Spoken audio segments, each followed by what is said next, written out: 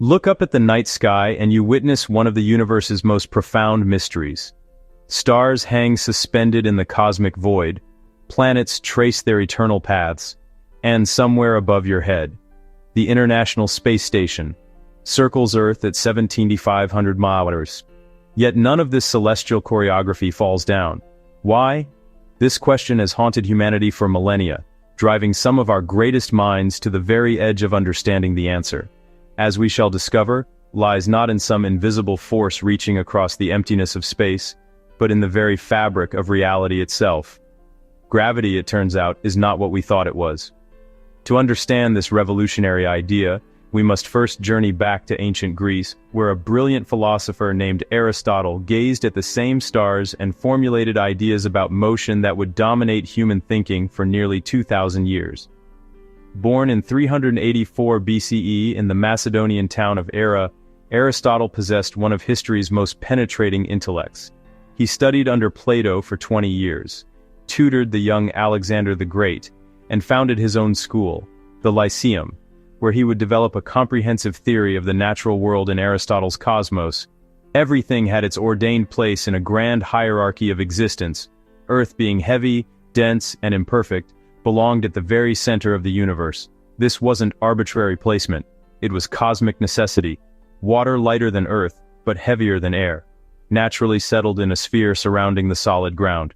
Air lighter still formed the next layer outward, fire. The lightest of the terrestrial elements rose naturally toward the heavens, seeking its proper realm above the atmosphere.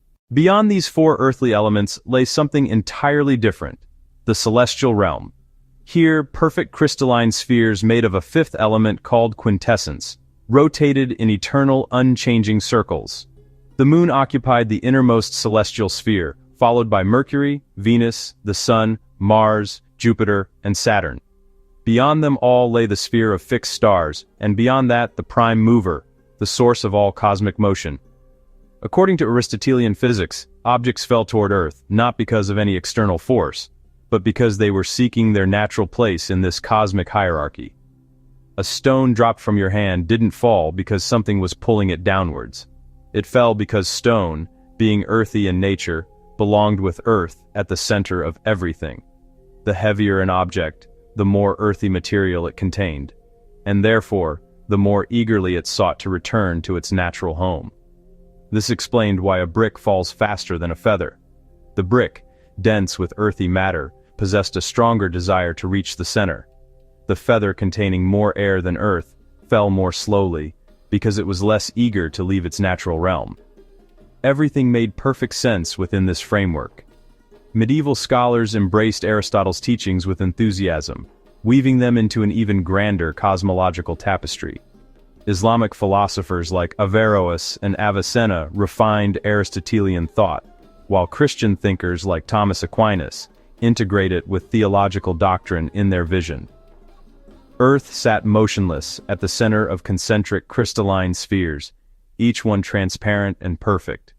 Angels pushed the planets along their circular tracks, their divine influence maintaining the eternal celestial dance. The spheres themselves produced celestial music as they rotated a harmony of the heavens that permeated all creation.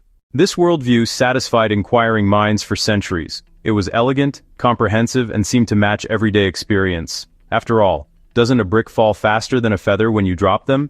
Don't heavy objects naturally seek the ground while flames leap skyward?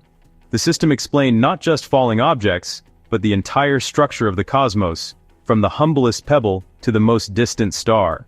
But then came Galileo Galilei, a man whose insatiable curiosity would shatter this ancient worldview like a hammer striking stained glass. Picture the scene. Pisa, Italy, sometime around 1590. A 36-year-old mathematics professor named Galileo Galilei climbs the 294 steps of the famous Leaning Tower, his footsteps echoing in the marble spiral staircase in his hands. He carries two metal balls, one significantly heavier than the other.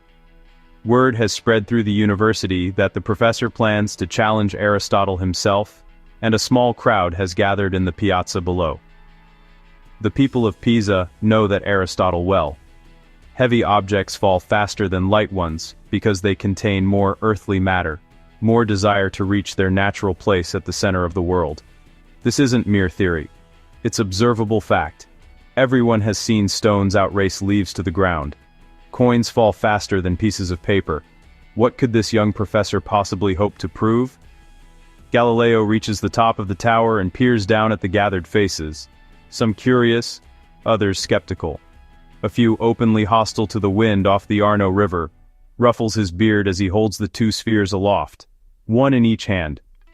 According to Aristotle, according to 2 millennia of accepted wisdom, the heavier ball should strike the ground first, arriving well before its lighter companion. But when Galileo releases them simultaneously, something extraordinary happens. The balls fall together side by side, their descent perfectly synchronized. They strike the cobblestones at precisely the same instant, the sharp crack echoing off the surrounding buildings like a gunshot. The crowd falls silent in that moment, watching 2 metal spheres lie motionless on ancient stones, 2,000 years of. Except wisdom begins to crumble. But Galileo's most important work happened not atop dramatic towers, but in the quiet confines of his laboratory. Using inclined planes of his own design, he rolled bronze balls down smooth wooden ramps, timing their motion with water clocks and the steady rhythm of his own pulse. What he discovered revolutionized our understanding of motion itself. Objects in freefall, Galileo found, accelerate uniformly, every second. A falling object gains approximately 30 ft per second of speed, regardless of its weight. A cannonball and a musket ball dropped from the same height will hit the ground at the same moment. A feather falls slower than a stone only because the air around them offers resistance. Remove the air, create a vacuum, and feather and stone fall together in perfect unison. This was earth-shattering insight. Galileo had discovered that motion follows mathematical laws, precise and predictable, not the vague philosophical tendencies that Aristotle had proposed. Objects don't fall because they're homesick for the center of the world. They fall because they're being uniformly accelerated by something acting upon them. But what was that? Something? Galileo also turned his telescope skyward, becoming the first human to see the cosmos through magnified eyes. He discovered mountains on the moon, destroying the notion of perfect celestial spheres. He found full moons orbiting Jupiter, proving that not everything in the heavens circles Earth. He observed the phases of Venus, confirming that planets orbit the Sun, not our world. Each discovery chipped away at the Aristotelian Cosmos, replacing supernatural explanations with mathematical precision. Yet even Galileo couldn't answer the fundamental question, what causes objects to fall in the first place? That answer would come from an unlikely source, a 23-year-old Cambridge student named Isaac Newton, sitting in his mother's garden during the plague year of 1666. As legend tells it, Newton was contemplating the motion of the moon when an apple fell from a tree nearby.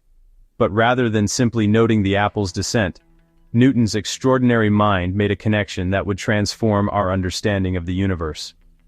What if he wondered? The same influence that pulls the apple earthward also holds the moon in its orbit around Earth. This was a breathtaking leap of imagination. Since ancient times, the terrestrial realm of falling apples and the celestial realm of orbiting moons had been considered completely separate domains, governed by entirely different principles. Earthly objects fell in straight lines toward the center, while celestial objects moved in perfect circles forever. How could they possibly be connected? But Newton dared to think they might be unified by a single universal principle, working feverishly through the plague years. While Cambridge University remained closed, and he lived in isolation at his family's manor in Woolsthorpe, Newton developed his revolutionary law of universal gravitation. Every particle of matter in the universe, Newton declared, attracts every other particle with a force that depends on just 2 things: how much matter each particle contains and how far apart they are. Double the mass of either particle and you double the gravitational force between them. Double the distance between them, and the force becomes 4 times weaker. Triple the distance and it becomes 9 times weaker. The mathematical relationship was elegant in its simplicity. Force equals the gravitational constant times the product of the 2 masses, divided by the square of the distance between them. Newton's law was breathtakingly successful. It explained why planets follow elliptical orbits, rather than perfect circles, something that had puzzled astronomers for centuries. It predicted the timing of ocean tides with remarkable accuracy, showing how the moon's gravity tugs at Earth's waters as our planet rotates beneath it. It explained why Earth bulges slightly at its equator, flattened by its own rotation against the inward pull of gravity. Using Newton's law, astronomers could predict the return of comets decades in advance. They could calculate the masses of planets by observing their moons and determine the mass of the Sun by measuring Earth's orbital period.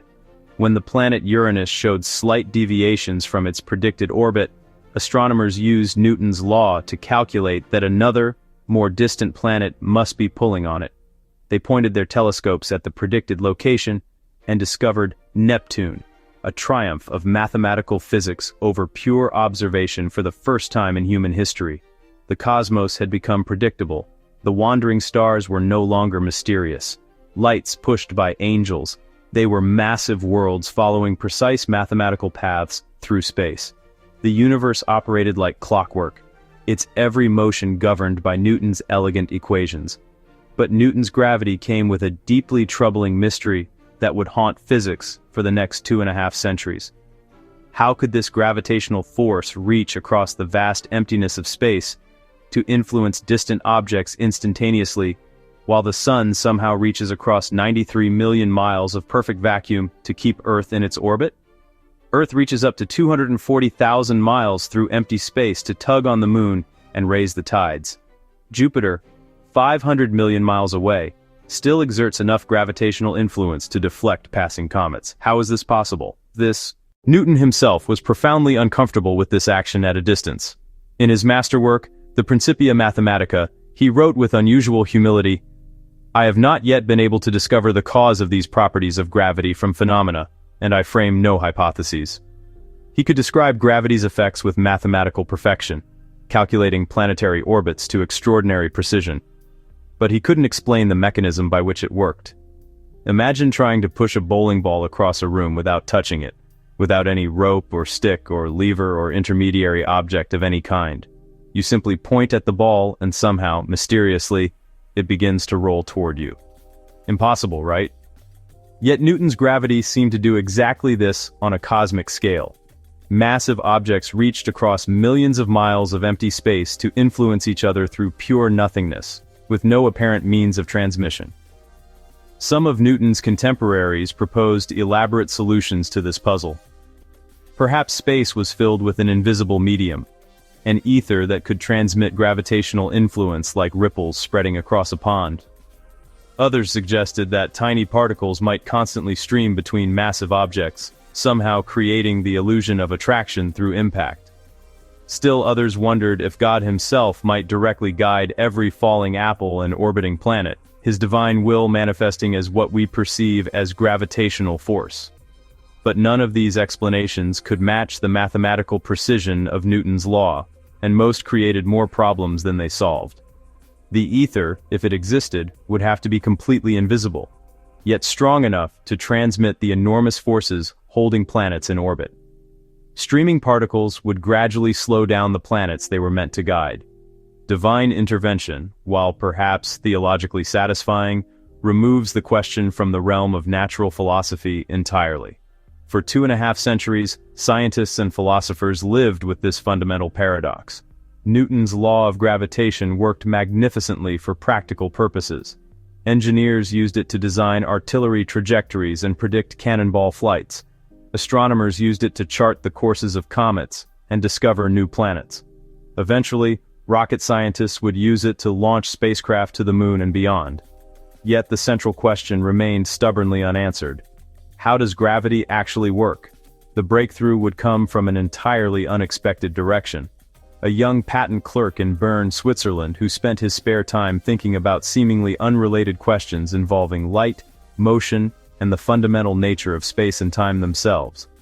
Albert Einstein, working alone in his small apartment above the streets of the Swiss capital, would soon discover that Newton's mysterious action at a distance was based on a fundamental misunderstanding about the very arena in which cosmic drama unfolds.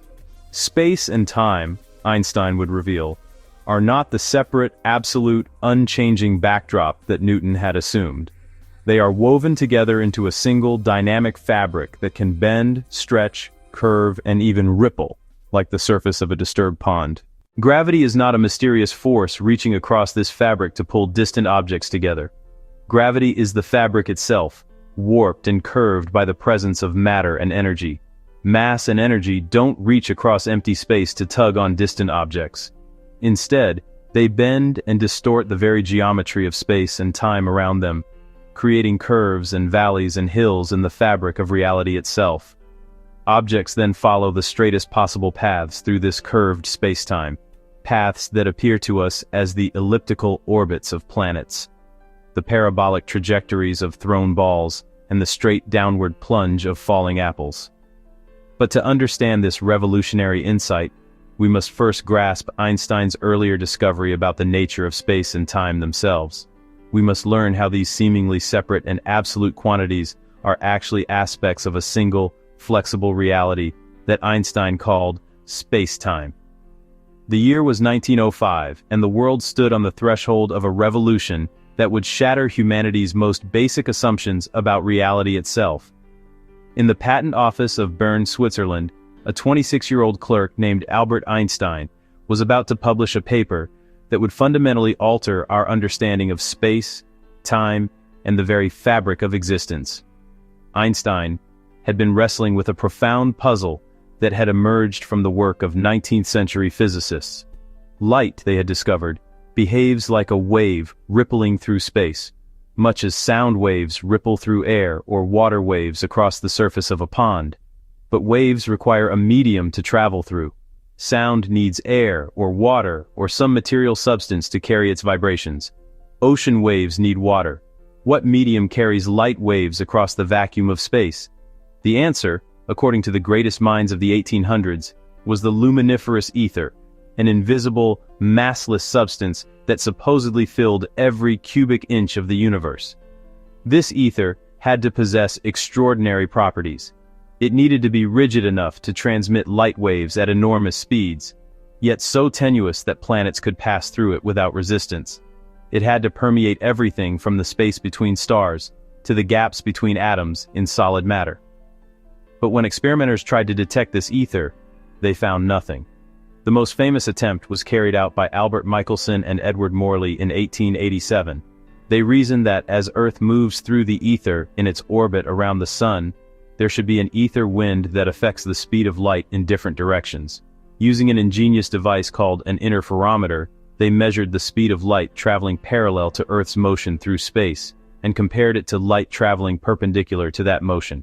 According to ether theory, light traveling with the ether wind should move faster than light traveling against it, just as a swimmer moves faster downstream than upstream.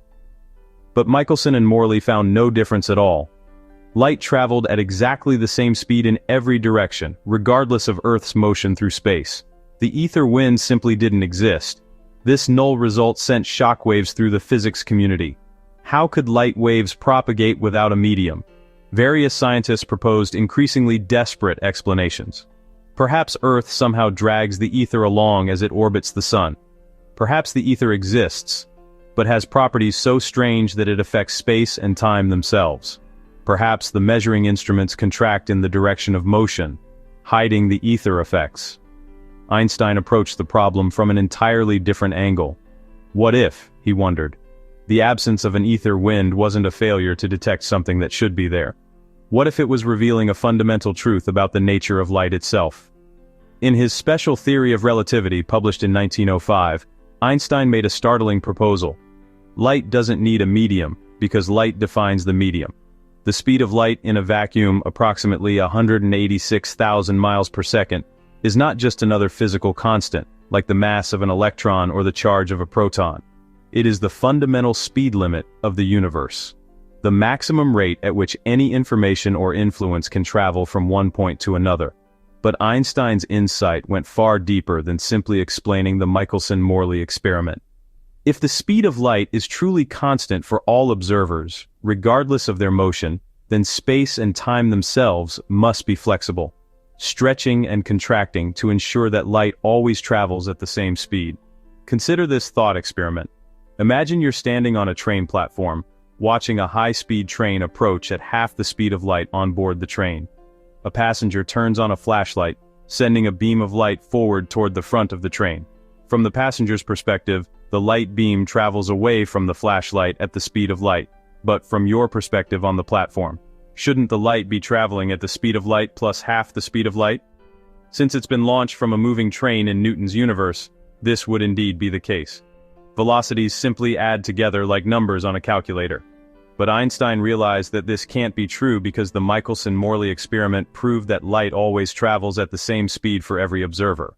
The light beam from the train's flashlight must somehow travel at exactly the speed of light from your perspective on the platform, even though it was emitted from a source moving at half that speed. The only way this can work is if space and time themselves are just to make it happen. From your perspective on the platform, the train appears shorter than it would if it were at rest contracted in the direction of its motion. Time on the train appears to run slower than time on the platform. The passenger's clocks tick more slowly. His heartbeat slows down. His thoughts proceed at a more leisurely pace. Space contracts and time dilates by exactly the amounts needed to ensure that light travels at the same speed. For both of you, this isn't just theoretical speculation. These effects have been measured countless times with extraordinary precision. Atomic clocks flown on airplanes run slightly slower than identical clocks left on the ground. Particles accelerated to high speeds in laboratory accelerators live longer than they should. Their internal clock slowed by their motion. GPS satellites orbiting Earth must constantly correct their clocks to account for the fact that time runs differently at their altitude and orbital speed. Einstein's special relativity revealed that space and time are not separate absolute quantities. As Newton had assumed, they are intimately connected, woven together into a single four-dimensional fabric that physicists call spacetime. An event doesn't happen at a particular place and a particular time. It happens at a particular location in spacetime, defined by 3 spatial coordinates and 1 temporal coordinate. To visualize this concept, imagine a two-dimensional creature living on the surface of a flat sheet of paper. This creature can move forward and backward, left and right, but has no concept of up and down. From its perspective, its world is purely two-dimensional, but we are living in 3 dimensions. Can see that the paper might be curved or twisted in ways the creature cannot perceive. Similarly, we live our daily lives thinking in terms of 3 spatial dimensions and 1 separate time dimension. But Einstein showed that these 4 dimensions are actually woven together into a single spacetime fabric, and this fabric can be curved and distorted in ways that we don't normally perceive. The implications are profound. In Newton's universe, simultaneity was absolute. If 2 events happened at the same time, they happened at the same time for everyone, regardless of where they were or how fast they were moving. But in Einstein's spacetime, simultaneity is relative. Events that appear simultaneous to one observer may appear to happen at different times to another observer moving at a different speed. Consider 2 explosions that occur simultaneously on opposite ends of a moving train, as observed by a passenger in the middle of the train. The light from both explosions reaches the passenger at the same moment, confirming that they happen simultaneously. From her perspective, but an observer standing on the platform outside sees something different. From his perspective, the train is moving forward, so the rear explosion's light has farther to travel to reach him than the front explosion's light. He sees the front explosion first, then the rear explosion, and concludes that they didn't happen simultaneously. Who is right? In Newton's universe, this would be a meaningful question with a definitive answer. But in Einstein's spacetime, both observers are equally correct. Simultaneity is not a property of events themselves, but a relationship between events and observers. There is no universal now that extends across all of space. This relativity of simultaneity leads to some of the most mind-bending consequences of special relativity. If you could travel to a star 10 light-years away at 99% of the speed of light, the journey would take about 10 years, as measured by Earth-based observers. But your onboard clocks would show that only about 1.5 years had passed. You would age 1.5 years while Earth aged 10 years. This isn't science fiction. It's the inevitable consequence of the fact that space and time form a unified space-time fabric. Einstein also discovered that mass and energy are equivalent. Related by his famous equation EMC squared, a small amount of mass can be converted into an enormous amount of energy, because the speed of light squared is such a large number. This principle powers the stars, turning hydrogen into helium, and releasing the energy that lights up the cosmos. It also revealed the terrible potential for both creation and destruction that lies hidden in the heart of every atom. But special relativity applied only to objects moving at constant speeds in straight lines. What about acceleration? What about gravity? These questions would lead Einstein to an even more revolutionary insight. Gravity itself is not a force, but a manifestation of the curvature of space-time. To understand this leap, consider what happens when you're in an elevator. If the elevator is at rest or moving at constant speed, you feel your normal weight pressing down on the floor. But if the elevator suddenly accelerates upward, you feel heavier, pressed more firmly against the floor. If it accelerates downward, you feel lighter. If the elevator cable snaps and the elevator goes into freefall, you feel weightless, floating freely inside the falling chamber. Einstein realized that there's no way to distinguish between the effects of gravity and the effects of acceleration without looking outside. A person in a windowless falling elevator feels exactly the same as an astronaut floating in deep space, far from any gravitational influence as a person in an elevator accelerating upward. Feels exactly the same as someone standing on the surface of a planet. This equivalence principle, as Einstein called it, suggested that gravity and acceleration are not just similar, they are identical. But how could this be? Acceleration involves changes in motion through space and time. If gravity is equivalent to acceleration, then gravity must somehow involve the geometry of space-time itself. The answer would come from Einstein's general theory of relativity, published in 1915, after years of intense mathematical struggle. But to understand general relativity, we must first grasp how special relativity transformed our picture of space and time from separate absolute entities into a unified, flexible space-time fabric. In Newton's universe, space was like an enormous rigid container, a three-dimensional grid extending infinitely in all directions. Time was like a cosmic metronome, ticking away at the same rate everywhere, unaffected by the contents of space or the motion of objects within it. Matter moved through space as time marched forward, but space and time remained aloof and unchanging, the passive stage upon which cosmic drama unfolded. Einstein's space-time is radically different. Space and time are woven together into a dynamic, flexible fabric that can stretch, compress, and curve. The presence of matter and energy affects the geometry of this fabric, and the geometry of the fabric affects the motion of matter and energy. Space and time are no longer passive observers of cosmic events. They are active participants. This transformation in our understanding of space and time set the stage for Einstein's next great insight. If space-time can be curved and distorted, then perhaps gravity is not a mysterious force acting across empty space, but the curvature of space-time itself. Mass and energy don't pull on distant objects through some invisible mechanism.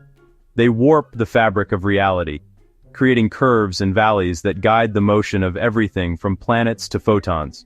But working out the mathematics of curved spacetime would require Einstein to master entirely new areas of mathematics that had been developed by 19th-century geometers studying abstract curved surfaces. The journey from special relativity to general relativity would take Einstein 10 years of intense struggle, grappling with concepts that challenged not just his understanding of physics, but his understanding of mathematics itself.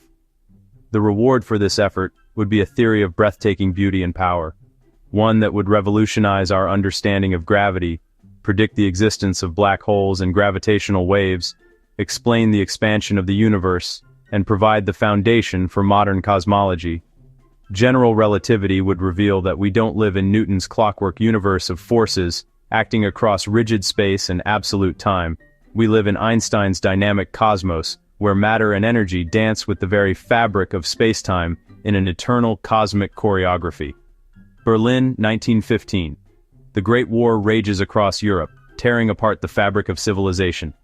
Yet in a quiet study overlooking the Prussian capital, Albert Einstein makes a discovery that will transform humanity's understanding of the cosmos itself. After 8 years of mathematical struggle, wrestling with concepts that push the boundaries of human comprehension, he finally grasps the deepest secret of gravity. It is not a force at all. It is geometry made manifest. The journey to this revelation began with a simple observation that would have profound consequences. Einstein noticed something peculiar about gravitational acceleration. Unlike other forces, gravity affects all objects identically, regardless of their composition, size, or internal structure. A feather and a hammer drop simultaneously in a vacuum full at exactly the same rate. This universality seemed almost magical compared to other forces in nature. Consider electromagnetic forces. A charged particle responds to electric and magnetic fields based on its specific charge and mass.